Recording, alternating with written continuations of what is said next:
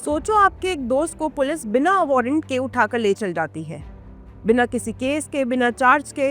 अब आपका दोस्त क्या करेगा? या तो सीधा कोर्ट जाएगा, चक्कर काटेगा। क्या वो डायरेक्ट सुप्रीम कोर्ट जा सकता है?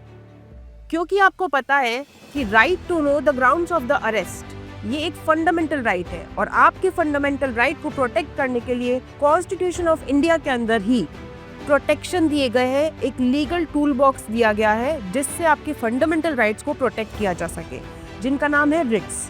आज के इस वीडियो में हम समझेंगे रिट्स का मतलब क्या होता है, कौन से 5 टाइप के रिट्स होते हैं, रिट्स का हिस्टोरिकल बैकग्राउंड क्या था, किस तरीके से इंग्लैंड से इंडिया में अडॉप्ट किया गया, और आर्टिकल 32 और article 226 of the constitution of India में क्या फर्क है। मेरा नाम है अक्षता सोनी और आपका अपने चैनल योर लॉर्डशिप पर स्वागत है। क्वेश्चन शुरू करते हैं, जैसे कि what can you do if you know someone is detain illegally. आप क्या करेंगे अगर आपको पता लगता है कि किसी को इलीगली डिटेन कर लिया गया है? या फिर what if a public authority fails to do its job. अगर एक पब्लिक अथॉरिटी को अपना काम करना था लेकिन उसने नहीं किया, what if he fails to do his job. इन क्वेश्चन का आंसर है कॉन्स्टिट्यूशन ऑफ इंडिया के अंदर ही, जहां पर एक लीगल टूल बॉक्स बताया गया है जिसका नाम है writs. The answer to the question is right here. Constitutional protection देता है रिट्स के फॉर्म में। So Indian judiciary acts as a watchdog of the constitution, safeguarding your rights. अब देखते हैं, रिट्स जो है एक तरीके की कॉन्स्टिट्यूशनल रेमेडी है, कॉन्स्टिट्यूशनल राइट को प्रोटेक्ट करने के लिए रेमेडी दी गई है। जैसा कि आप जानते हैं कि रिट्स का मतलब क्या होता है, एक तरीके का लीगल ऑर्डर है, एक रिटन ऑर्डर है जो कि कोर्ट किसी अथॉरिटी को इश्यू करता है ताकि आपके फंडामेंटल राइट्स को प्रोटेक्ट किया जा सके। आपके फंडामेंटल राइट्स जैसे कि right to speech, right to freedom, right of religion, इन सबको प्रोटेक्ट करने के लिए आपके कॉन्स्टिट्यूशन के अंदर ही रिट्स प्रोवाइडेड है। तो रिट्स क्या है? एक लीगल इंस्ट्रूमेंट है ताकि फंडामेंटल राइट्स को इन्फोर्स किया जा सके। और ये लीगल मैकेनिज्म किसके थ्रू ऑपरेट किया जाता है? Article 32 and article 226 of constitution of India. So core idea is there is no right without remedy. सिर्फ राइट दे देंगे और उसको इन्फोर्स करने के लिए अगर कोई रेमेडी, कोई मैकेनिज्म नहीं है, तो वो राइट दिया हुआ भी यूजलेस है, फ्यूटाइल है। So, it is supported by Article 13, Article 359 and Article 32 and 226। जैसे कि कॉन्स्टिट्यूशन ऑफ इंडिया के अंदर और भी कई प्रोटेक्शंस दिए हैं, जैसे कि आर्टिकल 13 में जुडिशियल रिव्यू के बारे में बताया गया है। अगर कोई भी ऐसा एक्ट जो कि इनकंसिस्टेंट है फंडामेंटल राइट्स के साथ में, तो वो सेपरेट कर लिया जाता है, वो वायलेट करता है। तो सेकेंडली आर्टिकल 359 जो है, इमरजेंसी के टाइम पर सारे आपके फंडामेंटल राइट्स सस्पेंड कर लिए जाते हैं एक्सेप्ट आर्टिकल 20 एंड आर्टिकल 21। इसी तरीके से आर्टिकल 32 एंड 226 जो है वो आपके राइट्स को इन्फोर्स करवाने के लिए रिट्स की रेमेडी बताता है। आगे बढ़ने से पहले मैं आपको बताना चाहूंगी कि योर लॉर्डशिप्स लेकर आया है उत्तराखंड जुडिशरी के लिए रैपिड रिवीजन क्रैश कोर्स। साथ ही साथ आपकी प्रिपरेशन को बूस्ट देने के लिए, आपकी प्रिपरेशन को स्ट्रीमलाइन करने के लिए टेस्ट सीरीज भी साथ में मिलेगी आपको, ताकि आप देख सके, अपने आप को स्ट्रैटेजाइज कर सके, अपने स्ट्रेंथ और अपने वीकनेसेस पे काम कर सकें। और इस कोर्स में आपको योर लॉर्डशिप्स की जुडिशरी बुक्स भी एब्सोल्युटली फ्री मिलेगी। सो 1 अगस्त से ये क्रैश कोर्स स्टार्ट हो रहा है, जरूर देखिएगा और अपनी प्रिपरेशन को स्ट्रीमलाइन करिए। नेक्स्ट, अब हिस्टोरिकल बैकग्राउंड की अगर मैं बात करूं कि रिट्स का हिस्टोरिकल बैकग्राउंड कैसे है। इंग्लैंड के अंदर किंग्स जो है, जो किंग होता था, इंग्लिश कॉमन लॉ में रॉयल ऑर्डर्स के रूप के अंदर रिट्स इशू करता था, लेकिन वहाँ पर जो रिलीफ था वो बहुत लिमिटेड था, सीमित था बहुत। इसी के चलते हुए सुप्रीम कोर्ट ने वाया रेगुलेटिंग एक्ट 1773 इसे इनकॉर्पोरेट किया।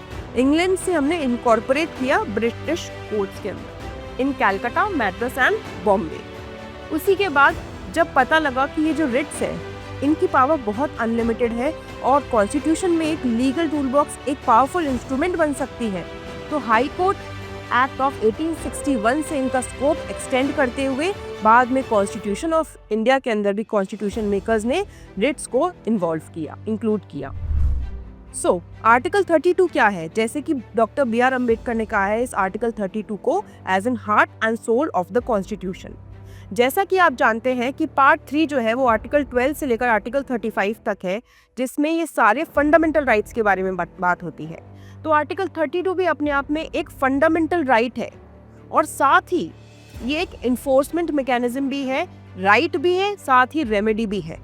Article 32 is itself a fundamental right and supreme court must entertain. यहाँ पर एक मैंडेटरी ड्यूटी है, supreme court is obligated to hear genuine fundamental right petitions. It only applies to fundamental right violations.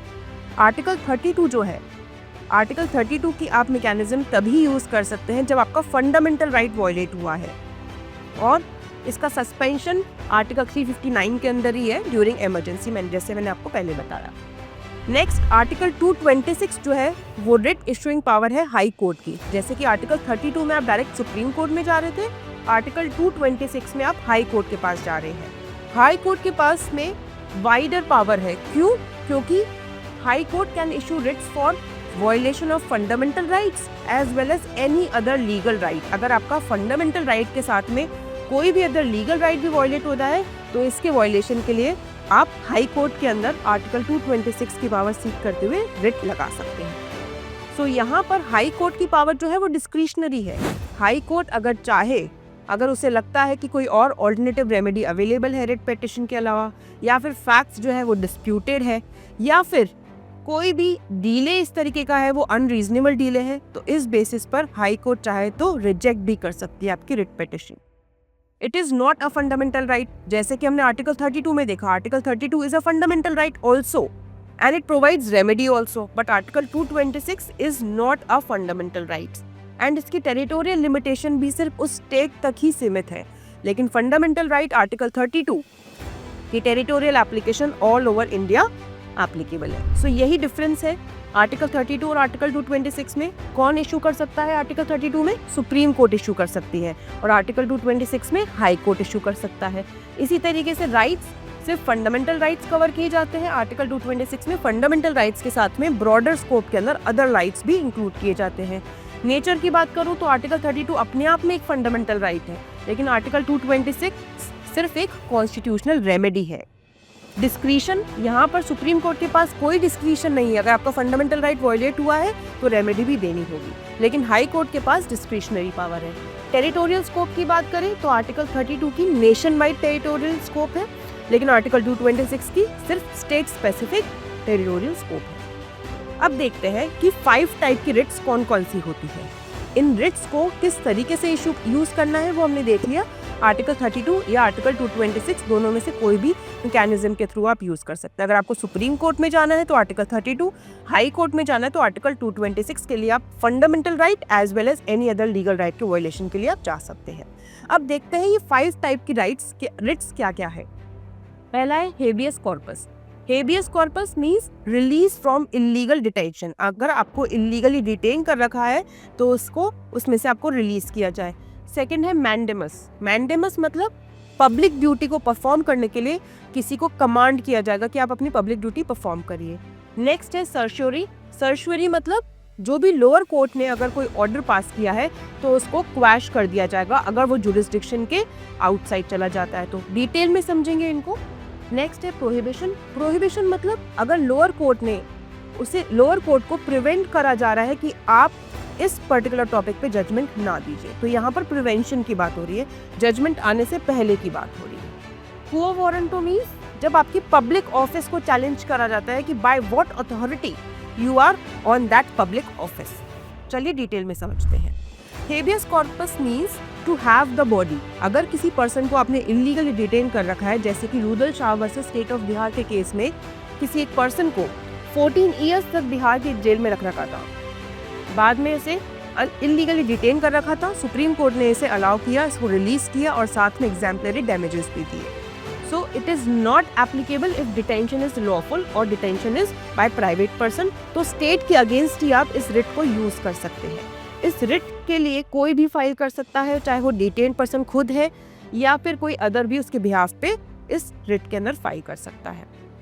Next है mandamus. Mandamus का मतलब होता है we command. Supreme court या हाई कोर्ट कमांड कर सकता है किसी पर्टिकुलर अथॉरिटी को कि आप ये पब्लिक ड्यूटी करिए। सो पब्लिक अथॉरिटीज को डायरेक्ट किया जा सकता है, कोई ऑफिशियल्स हो, कोई स्टैट्यूटरी बॉडीज हो। इनका पर्पस क्या है? बस पब्लिक ड्यूटी को इन्फोर्स करवाना।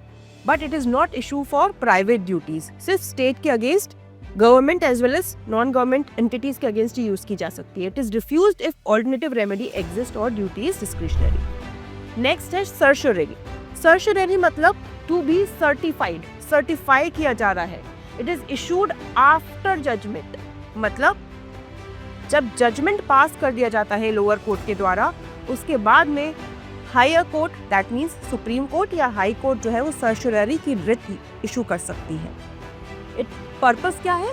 रिव्यू करेंगे उस ऑर्डर को, उस जजमेंट को, लोअर कोर्ट के जजमेंट को, एंड क्वॉश कर देंगे अगर जुरिस्डिक्शन नहीं है तो। Jurisdiction means excess of jurisdiction also, and it includes lack of jurisdiction also, and it also includes violation of natural justice. अगर आपने नेचुरल जस्टिस को वायलेट किया, इस ग्राउंड पे भी सर्शियरी की रिट इशू हो सकती है। It is supervisory, not appellate. Next writ है प्रोहिबिशन। प्रोहिबिशन की रिट को समझने के लिए आपको सर्शियरी के साथ में कंपैरिजन में समझना होगा। प्रोहिबिशन जो है वो पहले जजमेंट के आने से पहले ही इशू कर दी जाती है। जब भी lower court that means judicial या क्वासी जुडिशियल अथॉरिटी अपने जुरिस्डिक्शन को ओवरस्टेप करता है, तभी उसको फॉरबिड कर दिया जाता है कि आप जो जजमेंट देना जा रहे हैं that is overstepping your jurisdiction. सो सर्शियरी में कब इशू की जा रही है? जब जजमेंट दे दिया है। और प्रोहिबिशन कब इशू की जा रही है? जब जजमेंट आ रहा है उसके पहले। It is issued before judgement, prohibition. P for prohibition and P for prevention. So prohibition जो है वो प्रिवेंशन, उसको प्रिवेंट करने के लिए पहले ही इशू कर दी जाती है। And सर्शियरी is cure. सर्शियरी C means cure. जो जजमेंट ऑलरेडी आ चुका है उसको क्योर करने के लिए सर्शियरी रिट का इशू किया जा सकता है। सो इसका पर्पस क्या है? इसका भी पर्पस वही है कि आप अगर जुरिस्डिक्शन से ओवरस्टेप कर रहे हैं तो आपको रोक दिया जाएगा। नेक्स्ट लास्ट रिट है quo warranto. Quo warranto means higher authorities जो है वो दूसरी अथॉरिटी को पूछ रही है by what authority you are holding this office. So यहाँ पर अथॉरिटी चैलेंज की जा रही है। It can be filed by any person. यहाँ पर एक स्पेशल चीज है, यहाँ इस रिट को फाइल करने के लिए किसी भी लोकस स्टैंडाई की जरूरत नहीं होती है। रिक्वायरमेंट क्या है? बस आप अगर लीगल अथॉरिटी लैक कर रहे हैं तो ये रिट आपके खिलाफ इशू हो सकती है। सो फाइनली रिट का स्कोप और नेचर क्या है? ये एक एक्स्ट्रा ऑर्डिनरी रेमेडी है, लॉ के एप्लीकेशन पे फोकस करती है और फैक्चुअल लिमिटेशंस भी है। लेकिन साथ ही साथ इसकी लिमिटेशंस की बात करूं तो जैसे ये प्राइवेट मैटर्स पे रिट आपको अवेलेबल नहीं करवाई जाएगी। सेकेंडली, लेजिस्लेटिव डोमेन के अंदर इंक्लूड नहीं करा जाएगा, क्योंकि आप जानते हैं कि एक फंडामेंटल प्रिंसिपल है that there is a separation of powers. Legislature, executive and judiciary की सेपरेशन ऑफ पावर्स है, तो लेजिस्लेटिव डोमेन में या कोई लॉ बनाने के लिए ये रिट इशू नहीं की जाएगी। नेक्स्ट, कोई पॉलिसी बनाने के लिए ये रिट इशू नहीं की जाएगी। और कॉम्प्लेक्स फैक्ट्स है जिसमें फैक्चुअल डिस्प्यूट्स है उसके लिए भी रिट पिटीशन नहीं चलेगी। पब्लिक इंटरेस्ट लिटिगेशन जो है ये भी रिट जुरिस्डिक्शन के स्कोप से ही इवॉल्व हुआ है। इस केस में अगर किसी पर्सन के पास लोकस स्टैंडर्ड नहीं भी है, तब भी वो किसी ऐसे पर्टिकुलर मैटर पे अगर वो लोगों को अफेक्ट कर रहा है तो वो public interest litigation PIL file कर सकता है। एक फ्लेक्सिबल इनोवेटिव प्रोसीजर देता है and it also requires judicial self restraint to prevent misuse. So finally writs are the guardians of justice. जैसे कि ये कॉन्स्टिट्यूशनल शील्ड्स है अपने आप में जो सिटीजन को प्रोवाइड किए जाते हैं। आर्टिकल 32 डायरेक्ट सुप्रीम कोर्ट में आप अप्लाई कर सकते हैं फंडामेंटल राइट के वायलेशन पे। आर्टिकल 226 में आप हाई कोर्ट में अप्लाई कर सकते हैं फंडामेंटल राइट या फिर कोई और अदर लीगल राइट के वायलेशन पे।